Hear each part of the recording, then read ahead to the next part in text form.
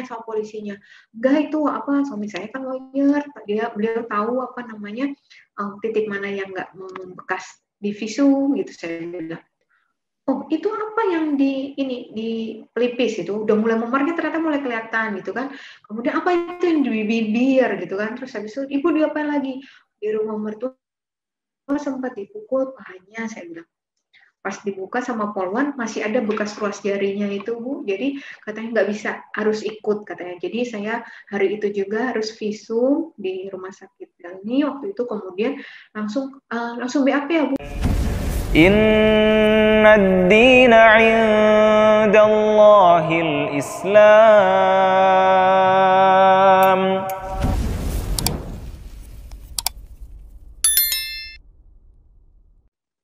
Bismillahirrahmanirrahim. Assalamualaikum warahmatullahi wabarakatuh. Masih di channel Kisah Hijrahku bersama saya Yuli Puspitasari dalam kisah Inspirasi Mu'alaf.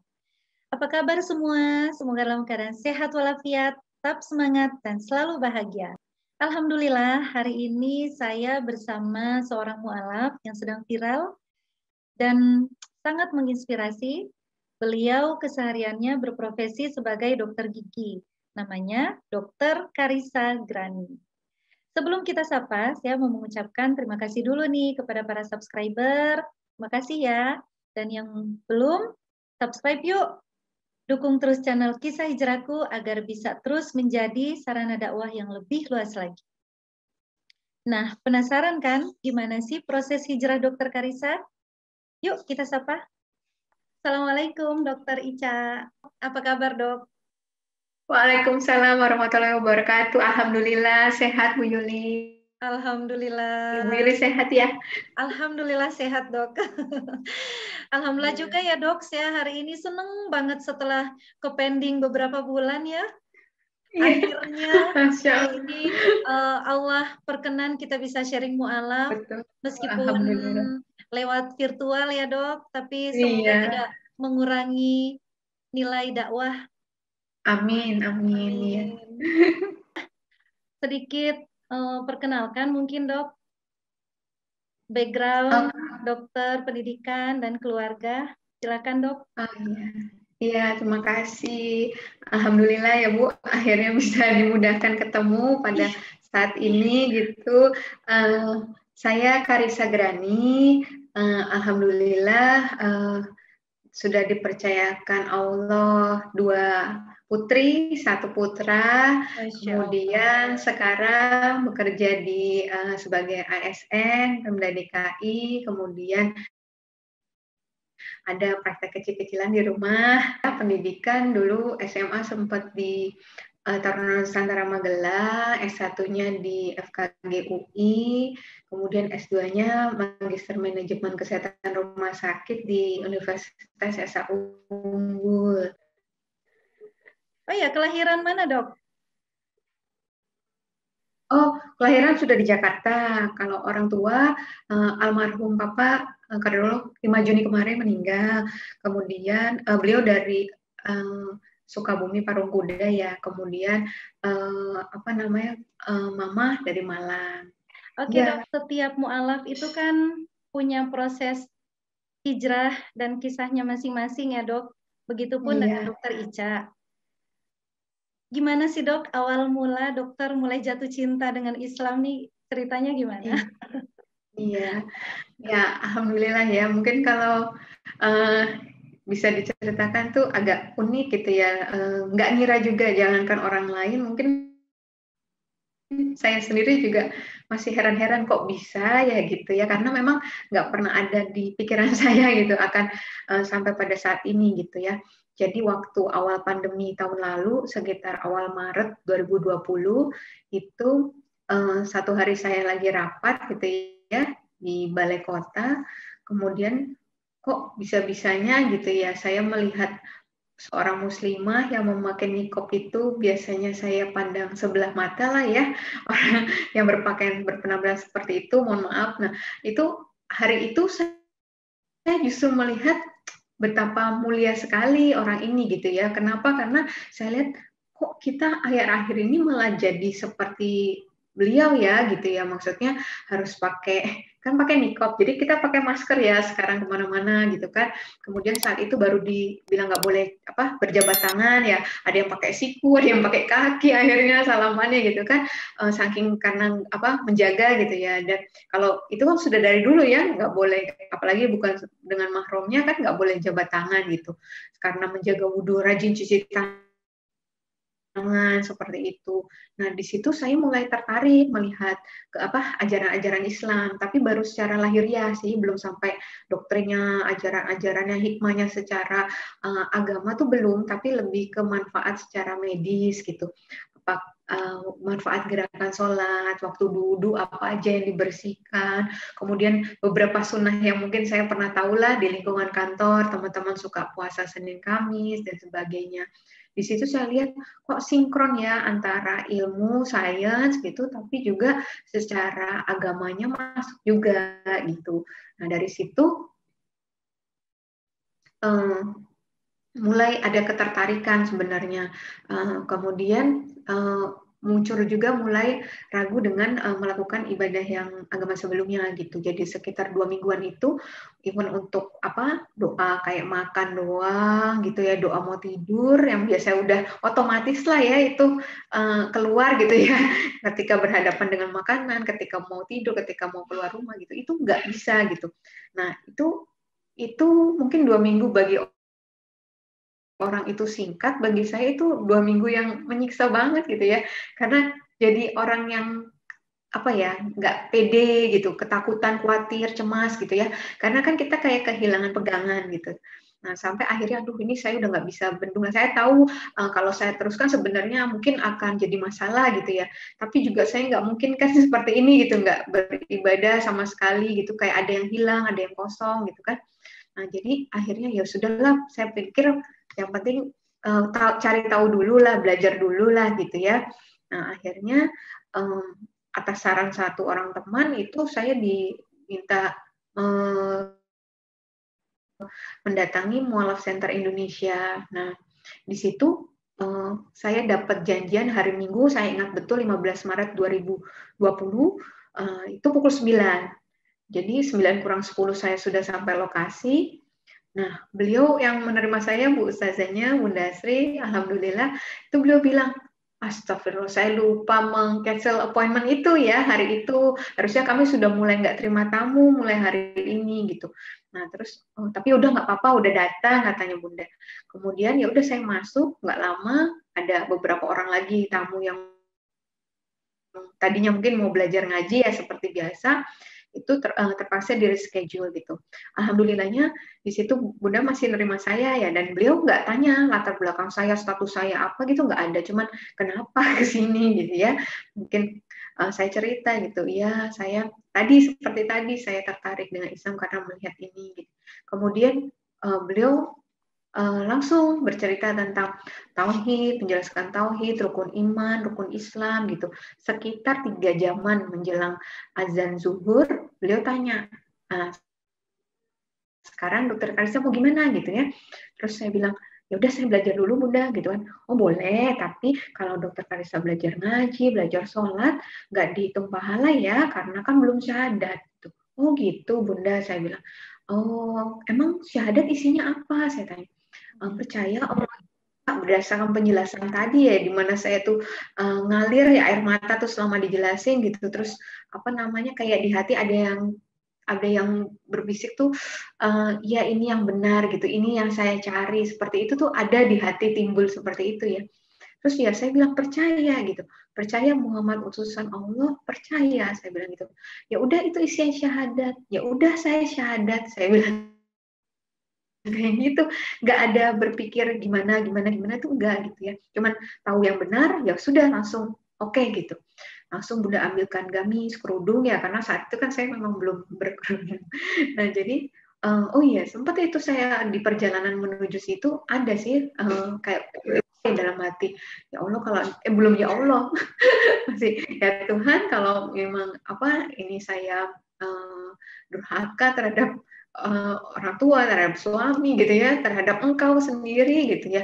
Jangan sampai aku tuh sampai ke tempat itu gitu loh. Kayak udah sekalian aja cabut nyawa aku juga nggak tahu ini lagi kenapa sih gitu ya rasanya. Masih antara iya nggak sih itu kok ini aku tuh lagi ngapain gitu ya. Tapi nggak tahu kenapa setelah dijelaskan beliau dibilang kalau masih bergantung pada sesuatu untuk hadir dan sebagainya gitu ya, itu berarti ya belum bisa disebut sebagai Allah, itu masih makhluk gitu ya. Nah di situ tuh kayak ya banget gitu ya konsep Allah itu di hati saya adalah ya benar-benar yang nggak ada tandingannya lah ya gitu ya cuman apa satu-satunya gitu ya gitu. Kemudian sudah saat itu udah akhirnya saya syahadat, alhamdulillah, sambil latar backgroundnya tuh azan zuhur gitu. Masya Itu Allah. namanya waktu saat itu udah bilang ini informal gitu kan. Kalau misalnya Dokter Karissa nanti sudah belajar, sudah lebih yakin mau diulang lagi di masjid dengan saksi yang lebih banyak, silakan katanya gitu. Nah, entah kenapa di situ saya justru merasanya ini nggak informal, ini udah di hadapan Allah dan nggak sebenarnya aku udah nggak punya pilihan untuk balik lagi gitu karena kan masa mau main-main gitu ya. Nah terus udah akhirnya saya pulang, itu saya ingat saya harus mandi besar, kemudian saya udah beli mukena juga. Untuk pertama kali saya tahu saya udah kena kewajiban sholat asar ya, dari zuhur tadi kena asar saya udah harus sholat. Nah itu berhubung ya tadi karena hari pertama lockdown gitu, itu apa namanya saya biar di rumah gitu, asarnya nggak bisa jamaah sama siapapun gitu, termasuk ART di rumah juga saya belum berani terbuka ya gitu. Jadi apa namanya saya sendiri masang YouTube, itu pun cari yang anak-anak gitu, yang nyari doa kitahnya pendek, terus lafaznya tuh yang apa pelan-pelan gitu ya gitu. Terus ya udah kayak gitu berlangsung sampai itu saya Senin Selasa, saya ingat masih WFH, WFO-nya hari Rabu. Waduh, gimana ini, nggak mungkin saya nyetel YouTube di masjid kan ya buat panduan sholat gitu kan, karena memang yang jarang sholat di yang masjid kantor kan, biasanya yang perempuan tuh di musola aja gitu. Nah akhirnya saya mikir wah ini udah mau duha gitu ya, mau duha saya harus ini cerita nih sama salah satu teman perempuan. Saya tuh pilih-pilih banget karena memang kalau perempuan saya khawatir bocor atau apa gitu kan, heboh gawat ya.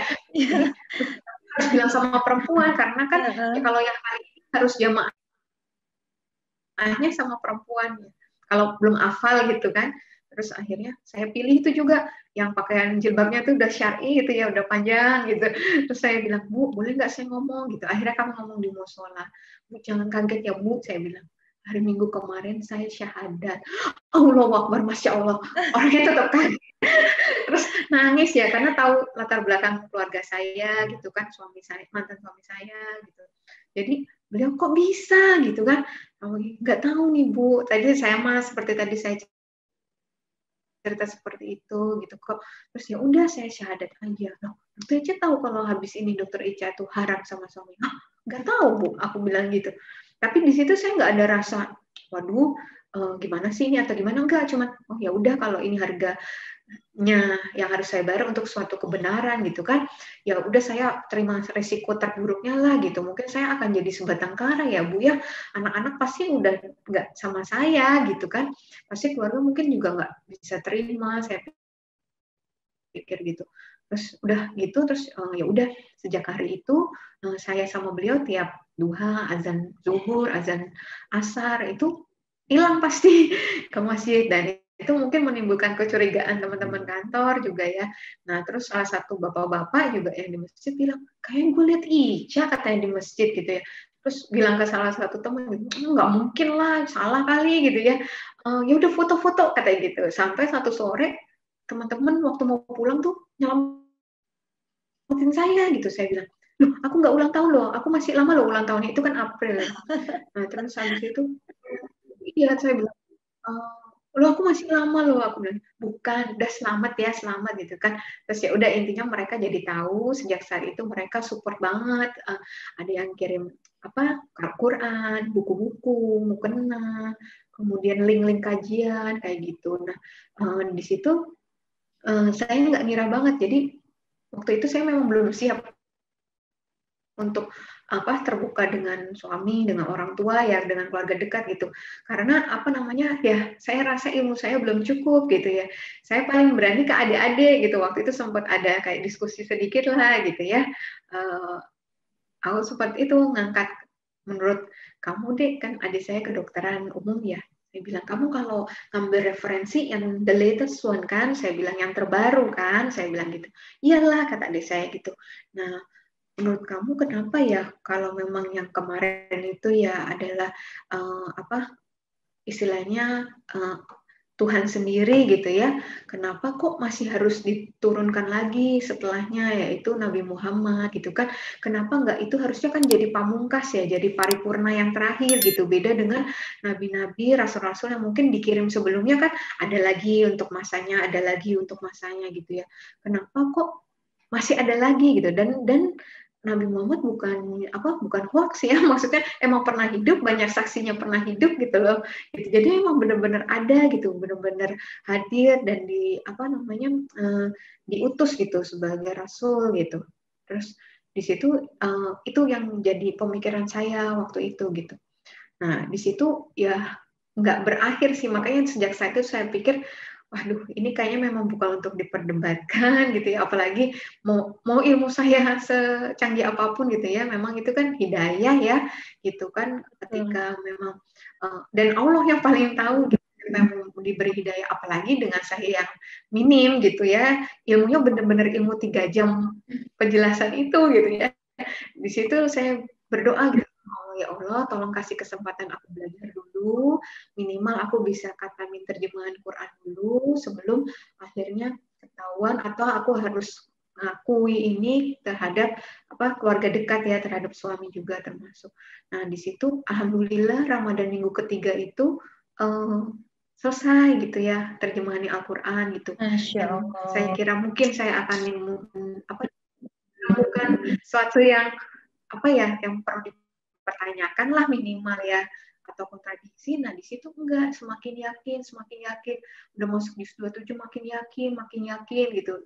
Dan ketemu ayat-ayat, apalagi yang saya paling tertarik tuh setiap ketemu ayat terkait Nabi Isa gitu ya, yang istilahnya ya mungkin saya lebih dulu kenal di agama saya sebelumnya gitu ya, yang ternyata juga berbeda banget gitu ya, bahkan di Quran itu jauh lebih dimuliakan menurut saya gitu ya, dan nggak ada karakter yang gimana yang kayak kok gini ya gitu. Kalau di Quran tuh kayak Masya Allah gitu. Bahkan Nabi Isa sendiri gitu dalam Quran surat Al-Maidah ayat 116 bilang kan, kalau Allah tanya, Nabi Isa, apakah engkau yang menyuruh umatku menyembah engkau dan ibumu ya sebagai Tuhan gitu kan. Terus ya Allah maha suci engkau Allah gitu ya,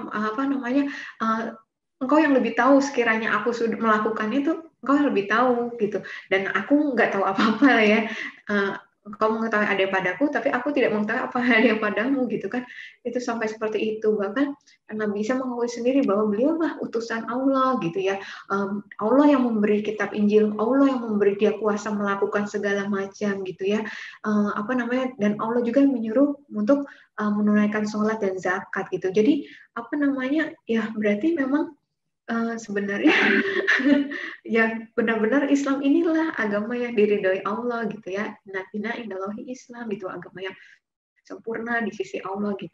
Nah, dari situ ya udah, saya udah bulat aja ya, mau dituduh segala macam lah gitu ya, semua mungkin perkiraan orang ya, karena ya jangankan orang lain sih, saya aja juga heran gitu, sampai saya sendiri menguji juga diri saya sendiri nih, apa sih kenapa saya sampai yang paling berat itu kan sebenarnya seorang ibu tuh pasti anak-anak gitu ya, gitu. Jadi itu yang saya, masa iya sih saya kalau untuk bukan sesuatu yang menurut saya suatu kebenaran gitu ya, masa saya rela gitu ya kehilangan itu gitu, anak-anak terutama waktu itu, saat itu pikir gitu kan.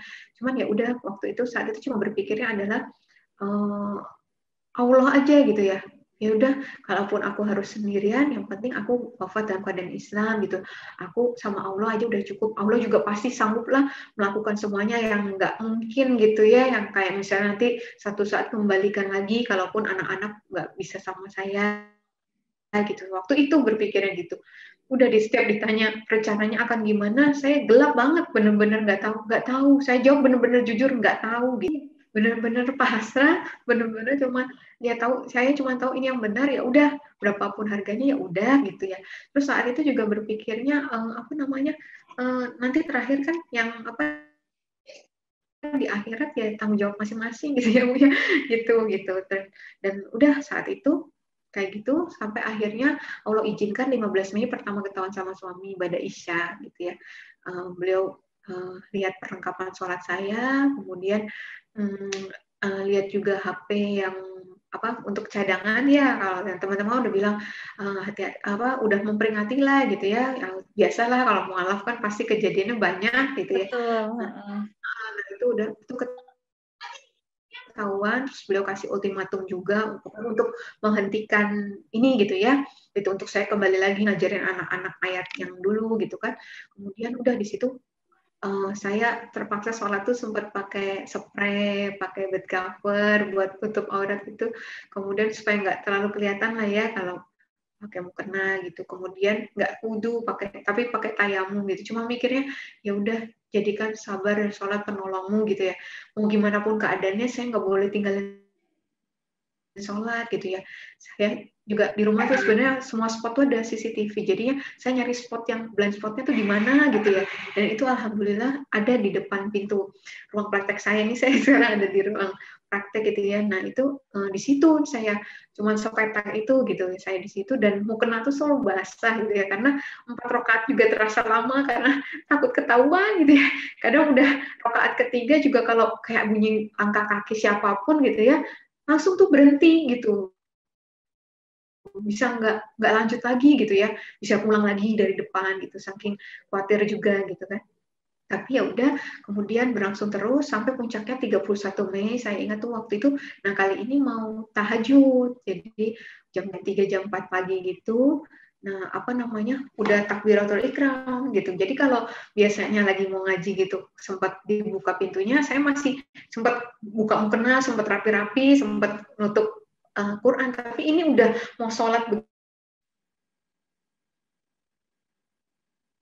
begini kan, ngapain kamu, terus dari keluar, kemudian ya udah gitu, namanya mungkin orang shock ya Bu. Jadi kalau shock ya otomatis lah gitu, di luar kendali beliau mungkin itu ya, saya mengalami KDRT gitu. Nah di situ saya sempat memang teriak sih, maksudnya Dedi sakit, nah gitu. Nah terus habis itu saya dibawa ke rumah mertua gitu. Nah terus di rumah mertua juga beliau sampaikan semuanya, kemudian juga sempat dibilang, ini kamu nggak sadar kemarin kamu kena azab, saya kena penipuan masker Bu sebulan setelah syahadat. Nah itu dibilangnya itu azabnya gitu kan. Tapi apa namanya, di situ saya diem aja, juga itu masih Ramadan ya, saya dikasih air minum juga 2 kali suruh minum, itu saya tempel di bibir doang gitu ya. Saya bertahan, kalau bisa saya coba tetap puasa gitu, walaupun kan tadi berarti nggak sholat subuh, nggak sahur, karena langsung dibawa gitu kan ke rumah mertua. Tapi ya mudah-mudahan Allah mengampuni saya gitu ya, saya tetap apa itu. Kemudian sudah, saya di jalan pulang maupun pergi itu saya zikir, cuma tahu 2 doa saat itu, doa Nabi Yunus sama doa Nabi Ibrahim, itu saja yang saya ulang-ulang gitu ya dalam hati, mau dikatain apapun gitu. Jadi selama ini kamu berdoa kepada yang dulu itu lah ya, itu kamu berdoa ke siapa gitu, yang nolongin kamu, mujizat yang kamu alami itu siapa yang nolongin gitu. Itu tapi saya bilang ya Allah ya, maksudnya ya Allah bisa pakai kasih kuasa pada siapapun gitu ya, gitu kan maksudnya. Nah terus udah saat itu tapi nggak saya jawab sih. Nah tapi udah akhirnya saya pulang ke rumah, alhamdulillah beliau tidur, itu mungkin lelah ya. Nah saya berhubung anak-anak sudah bangun, saya mandiin anak-anak gitu. Ketika mandiin anak saya, pembantu di rumah bilang, Bu di depan ada polisi gitu, ada 3 orang. Saya keluar, saya malah usir sempat. Saya bilang, kenapa Pak gitu, tadi saya ada laporan gitu, tadi pagi ada keributan gitu kan. Terus oh iya tapi udah ini suami saya lagi tidur, nanti kalau ketahuan dikira saya ngelaporin nanti saya lebih dimarahin lagi. Saya bilang pulang aja Pak gitu, saya bilang itu ibu diapain aja, ditanya sama polisinya. Enggak, itu apa, suami saya kan lawyer, beliau tahu apa namanya titik mana yang nggak membekas di visum gitu. Saya bilang, oh itu apa yang di pelipis itu udah mulai memarnya, ternyata mulai kelihatan gitu kan. Kemudian apa itu yang di bibir gitu kan. Terus habis itu ibu diapain lagi, di rumah mertua sempat dipukul pahanya. Saya bilang pas dibuka sama polwan masih ada bekas ruas jarinya itu Bu, jadi katanya nggak bisa, harus ikut katanya. Jadi saya hari itu juga harus visum di rumah sakit Dalmi waktu itu. Kemudian langsung BAP ya Bu. Duh, saya pulang Pak, itu saya bolak-balik minta, saya takut keburu bangun gitu, mau pulang, tapi nggak bisa. Tapi ya itu mungkin bagian dari semua rancangan Allah ya, saya nggak pernah pikir untuk masa ngelaporin bapaknya anak-anak gitu kan. Gitu. Tapi ternyata setelah itu Allah bermaksud, ada maksud Allah, proses itu tetap berjalan sampai akhirnya sudah dilimpahkan kejaksaan. Beliau minta saya mencabut laporan gitu. Di situ saya minta, tapi syarat apapun yang saya ajukan, beliau akan setuju gitu. Nah, alhamdulillah saya bilang ya udah, saya dengan keyakinan saya sekarang, saya harus cerai baik-baik gitu kan. Kemudian hak asuh anak biar sama saya aja, harta bersama buat anak-anak aja gitu. Dan alhamdulillah beliau setuju, laporan juga dicabut. Jadi berakhir dengan damai ya gitu. Nah, itu oh iya, jadi waktu 31 Mei itu dalam kepanikan itu ya saya sempat, alhamdulillahnya lawyer bawa saya bukan ke kontrakan atau kosan gitu ya, saya sendirian, tapi alhamdulillah dibawa ke pondok pesantren apa gitu ya. Jadi ya nggak jadi bengong-bengong nggak jelas gitu ya, melo-melo gitu, tapi jadinya alhamdulillah malah dapat banyak pelajaran, termasuk adab-adab yang selama ini saya nggak pernah tahu dalam kehidupan keseharian seorang muslim gitu. Nah itu di situ saya pelajarin. Dan bonusnya lagi gitu, yang saya pikir saya akan sebatang kara, tapi anak-anak bisa ikut sama saya. Alhamdulillah dimudahkan, anak-anak tuh bisa saya bawa keluar gitu dari rumah gitu. Terus saya waktu bilang, Mbak, Bapak udah bangun? Belum. Ya udah sekarang saya jemput, nggak usah bawa apa-apa, bener-bener yang di badan gitu. Jadi kami sempat mandi 2 hari itu tapi nggak ganti baju karena nunggu pakaian bekas gitu dari teman-teman, karena benar-benar nggak bawa apa-apa gitu. Terus abis itu ya di situ ya ujiannya gitu, di mana namanya anak-anak ya mungkin tetap kaget ya walaupun nggak kelihatan gitu ya. Seminggu tuh mereka nggak minum susu nggak habis, makan nggak habis gitu ya. Sempat saya tuh galau gitu ya, saya bilang curhat gitu ke Umi Renandono ya, yang waktu itu bina saya. Umi pada subuh saya ingat mau cerita itu anak-anak udah seminggu nggak makanan nggak habis, minum nggak habis, nggak tidur. Saya bilang sampai jam 3 pagi, sementara saya kan ya harus ini terus gitu ya gitu. Terus apa saya zolim sama anak-anak ya Umi, apa saya pulangin aja anak-anak, sempat saya ngomong gitu. Tapi Umi bilang kamu nggak boleh ingkar dengan kemudahan yang Allah kasih, itu kamu nggak perlu sampai rebut-rebutan anak kayak gitu. Itu alhamdulillah katanya gitu. Banyak orang harus sampai istilahnya rebutan dan sebagainya gitu. Terus kamu mikir nggak kalau sampai kamu nggak bawa anak-anak, fitnah apa yang akan ditimpakan kepada kamu gitu kan.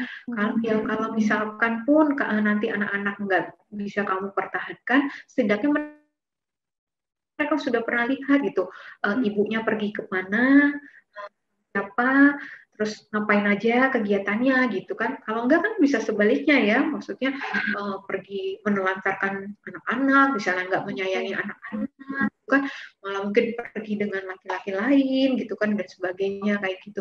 Itu oh iya ya, ini benar juga gitu. Saya nggak mikir sampai situ. Ternyata benar-benar saya tuh ngerasanya saya nggak tahu apa-apa. Saya cuma minta tolongnya sama Allah aja gitu ya. Tapi itu kayak Allah gerakin semesta tuh untuk nolong saya gitu, termasuk teman-teman gitu ya, yang bahkan saya tuh anak gak gaul banget Bu gitu. Terus di alumni itu juga nggak aktif gitu ya, tapi masya Allah gitu ya, mereka tuh langsung terasa gitu ya ukhuwah Islamnya saling nolongnya, supportnya itu terasa banget untuk saya yang saya malu sendiri karena sebenarnya bukan orang yang aktif di alumni seperti itu gitu, tapi bahkan yang nggak kenal saya di alumni UI itu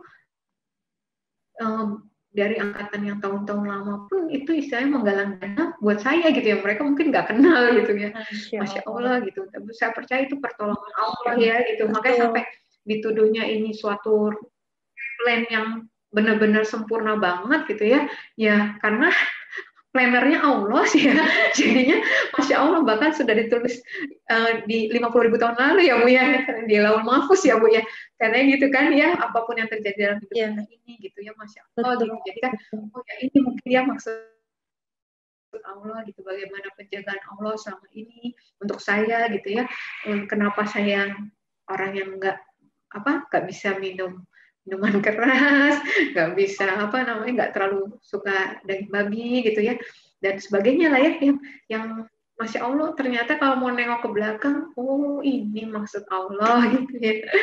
Seperti itu kira-kira Bu, panjang ya, baru pertanyaan satu. Masya Allah. Jadi kalau diambil dari cerita dari awal itu ya dok ya, yang dokter awalnya ngelihat orang pakai niqab tuh sesuatu yang aneh gitu kan. Ini kenapa ngapain sih gitu kan, harus ditutup-tutup, terus yang berjabat tangan. Tapi justru ternyata ya dok, maha kuasanya Allah, justru dari situ Allah masukkan hidayah. Dari sesuatu hal yang dulu dokter anggap aneh ya dok ya. Iya. Sampai akhirnya gitu kan. Semakin dokter pelajari, semakin dokter dalami, baca gitu, semakin dokter jatuh cinta dengan Islam. Iya betul. Padahal buku Islamologi selalu ada di rumah kan, karena berhubung suami mertua itu kan hamba Tuhan ya gitu kan. Itu buku Islamologi itu ada gitu. Tapi nggak pernah saya sentuh, nggak pernah saya baca sebenarnya gitu ya. Tapi kok Masya Allah ya jadi seperti ini gitu. Dan kalau lihat dari tantangan ujian-ujian mu'alaf dokter itu juga bukan hal yang mudah ya, karena memang suami dan anak-anak yang dihadapi kan, dan terjebak yang masalah masker itu juga kan, itu bukan hal besar kan itu ya dok, tapi Masya Allah pertolongan Allah tuh begitu mudah datang ya dok ya. Iya, sempurna. Sempurna sekali. Saya pernah dengar ada amalan dokter ketika sedang dalam masalah yang masker itu. Iya, jadi waktu yang masker itu, saya sempat ya, saya udah, ya Allah, udah apa sih ya, maksudnya itu, kalaupun uang saya kembalikan, nama baik kepercayaan kan nggak bisa dikembalikan lagi ya Bu ya sebenarnya gitu ya. Saat itu, tapi saya udah pikir, ya udah, so what gitu kan. Maksudnya yang penting kamu nggak kehilangan Allah gitu ya. Saat itu kan dikirimi ayat, kan nggak ada yang tahu kalau saya sudah jadi Muslim ya. Di situ benar-benar cuma saya yang tahu gitu waktu saat itu gitu. Jadi dikirimin ayat doa yang secara agama yang dulu, tapi ya saya cuma bilang makasih gitu. Tapi saya dalam hati tetap tadi cuma taunya la ilaha illa anta subhanaka inni kuntu minaz zalimin gitu terus gitu ya.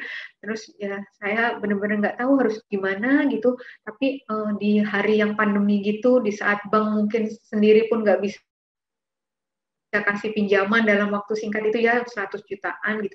Totalnya 138 juta gitu. Padahal saya cuma pesen 4 box masker gitu. Terus di situ akhirnya ada teman yang bersedia meminjamkan, tapi memang beliau bilang ini sebenarnya uang proyeknya dia untuk bulan Juli gitu, dipakai di bulan Juli gitu. Ya ada waktu lah ya, kalau misalnya mau pakai dulu nggak apa-apa. Tapi waktu saya serahkan, ini kalau saya belum bisa balikan, ini sertifikat rumah saya, beliau nggak mau juga pegang gitu ya. Udah pegang aja dulu. Nah, waktu saya di Ponpes itu, saya ingat Juni pertengahan gitu, kurang 2 minggu ya Allah, mau Juli gitu. Saya ingat tuh mungkin saya entah setelah subuh, entah setelah duha ya, jadi masih pagi gitu, saya kayak curhat gitu sama Allah, ya Allah kurang 2 minggu lagi, saya dapat uang dari mana ya Allah gitu ya. Terus kasihan teman saya udah baik banget sama saya gitu kan, saya nggak mau ingkar janji gitu kan, tapi posisi saya di Ponpes gitu kan, saya praktek pun mungkin untuk ngumpulin uang segitu banyak juga belum bisa gitu kan. Saya pikir gitu kan, ya benar-benar pasrah juga, tawakal sama Allah gitu ya, nggak tahu lah gimana caranya Allah gitu. Ternyata pas menjelang zuhur itu dapat SMS gitu, dapat WA apa namanya bukti transfer itu 3 kali yang totalnya sekitar 82 juta. Itu yang Masya Allah gitu kan, langsung sujud syukur, langsung saya cerita juga ke Umi gitu ya, udah sujud syukur belum? Iya, udah Umi gitu kan. Alhamdulillah, terus langsung telepon juga apa hubungin teman gitu kan, minta nomor rekeningnya gitu, saya mau kembalikan. Terus beliau juga kaget, kok bisa dapat uang dari mana gitu kan. Padahal beliau kayak udah mau mengikhlaskan lah ya dengan kondisi saya seperti itu gitu kan. Kata beliau juga Alhamdulillah beliau juga dapat rezeki gantinya gitu kan. Jadi maksudnya aku jangan kepikiran lah. Saya tahu kamu mualaf kan pasti butuh uang apa untuk seterusnya gitu kan. Nah terus tapi masya Allah saya bilang ini bukan hak saya soalnya ini kan apa tadi pagi saya berdoa seperti itu terus siang langsung Allah jawab gitu. Seperti itu. Nah waktu itu saya ingat saya ada baca ini Bu baca apa dengar cerita Ustadz gitu ya. Kehilangan sendalnya waktu naik haji gitu ya. Kemudian beliau mengamalkan Asmaul Husna, apa Al-Mu'id, Allah yang Maha mengembalikan gitu. Saya iya. Iya betul ya Bu, Al-Mu'id ya. Nah itu jadi di situ saya amalkan gitu. Selain tadi doa Nabi Yunus, doa Nabi Ibrahim, kemudian ya tahu aja gitu Bu, sepotong-sepotong itu kalau mau yasir walatu asir gitu, terus Al-Mu'id, Al-Mu'id, ya Allah kau berkuasa mengembalikan nama baik, mengembalikan kepercayaan teman-teman, mengembalikan uangnya seperti itu gitu ya. Tapi kalaupun kalau nggak kembalikan ya udah saya ikhlas gitu kan gitu. Saat itu yang penting saya nggak bisa teguh dalam akidah Islam ini gitu sih Bu. Sederhana sih Al-Mu'id. Iya, Masya Allah ya Dok. Jadi dari sini justru kita jadi lebih melek dokter aja mendapatkan keajaiban Asmaul Husna ya, ketika diamalkan ya Dok ya. Ya, betul, Masya Allah. betul. Yang mungkin banyak Muslim, terutama mungkin saya sendiri yang Muslim dari lahir, ketika ada masalah tidak langsung terpikir ke situ untuk amalkan Asmaul Husna, padahal udah lengkap tuh Allah hadirkan ya. Betul gitu. Tapi ya mungkin itu Allah juga ya Bu. Maksudnya kan dari 99 itu mungkin saya nggak bisa langsung hafal juga. Tapi kok ya Allah kasih saya lihat atau dengar cerita yang tentang Ustadz kehilangan sendal itu gitu ya. Kan jadinya saya bisa mengamalkan gitu ya. Gitu itu yang Masya Allah itu pasti Allah juga gitu yang pengen saya menyebutkan itu. Gitu. Iya. Jadi selalu ada cara Allah untuk mendatangkan pertolongan ya. Betul. Waktu saya nggak bisa sholat, tayamum, ya itu juga Allah tunjukin juga. Tadinya mau saya lewatin itu Bu, buku tentang panduan yang kan ada taharo, ada wudhu, terus tayamum, terus sholat gitu ya. Bagian tayamum tuh mau saya lewatin sebenarnya karena saya pikir di sini masa tayamum, saya mikir gitu. Ntar dulu deh masih banyak yang belajarin, saya pikir gitu ya. Pikir nanti aja belajarnya gitu. Tapi ya nggak tahu kenapa itu 2 hari menjelang saya yang ketahuan itu yang memaksa saya jadi harus tayamum itu kok ya tetap saya baca akhirnya bagian tayamum itu nggak saya lewat, ternyata 2 hari kemudian kejadian yang mengharuskan saya tayamum. Itu Masya Allah semuanya. Luar biasa.